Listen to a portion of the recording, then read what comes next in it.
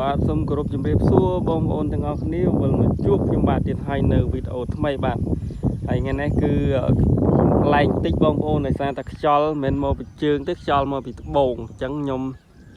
បរោះសាកនេះខ្ញុំបរោះសាកកន្លែងហ្នឹងហើយនេះឯក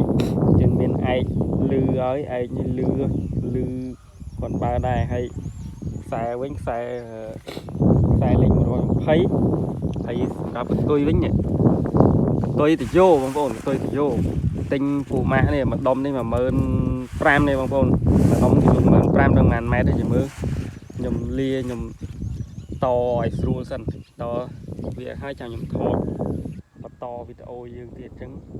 យើងបិទប៉ុណ្ណឹងសិនយើងរៀបចំខ្លែងយើងដើម្បីបង្ហោះបងប្អូនដោយសារតែអត់មានអ្នកកាន់កាមេរ៉ាឲ្យបាទបងប្អូនឥឡូវយើងរៀបចំហើយបងប្អូនទាំងយូរបន្តិចយើងចងឯកចងកតុយហើយកតុយជ័រស្អាតណាបងប្អូនតែចាំមើលហោះញែកអត់ដែលលេងហើយដល់ឃើញស្អាតចង់សាក់អញ្ចឹងចាំមើលហោះអត់ណាបងប្អូនចាំមើលហោះឲ្យឯកលឺអត់ប្រហែលជាអត់សូវស្រូបលឺទេព្រោះខ្យល់ខ្លាំងដែរលឺដល់ក្នុងទូរស័ព្ទទេអញ្ចឹងនេះកតុយជ័រវែងនេះតា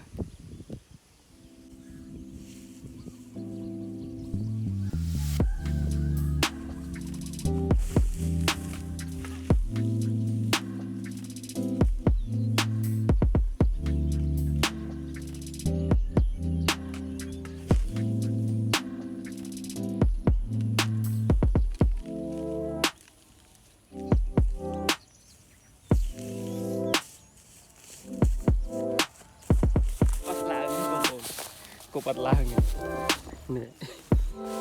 គប់ធ្លាក់ចាំបងអញ្ចឹងនេះដាក់កងមួយនេះឡើងនេះកងឡើងនេះឲ្យទៅស្រាយខ្សែរត់មើលជិះឡើងអត់ដោយសារវាធ្ងន់កតុយធ្ងន់ទៅយោឡើងរួចហើយបងប្អូនតែតរត់ឡើងមកហត់អត់ខ្យល់ហ្នឹងបងប្អូនខ្យល់វាយក្រោមតែលើរត់ចឹងទៅវាឈប់ធ្លាក់អូចង់តែខ្យល់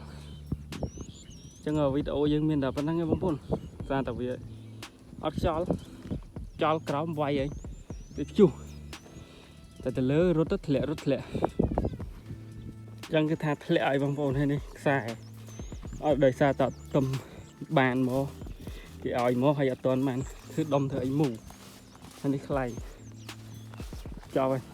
អត់ខ្យល់លើមានខ្យល់វាយក្រោមប្រាវលើអត់មាននេះថ្ងៃទី16ហើយ1ចោលមកវិបងតែដូចចោលវិជើងគាត់បានជាប់ខ្លះចោលវិបងចប់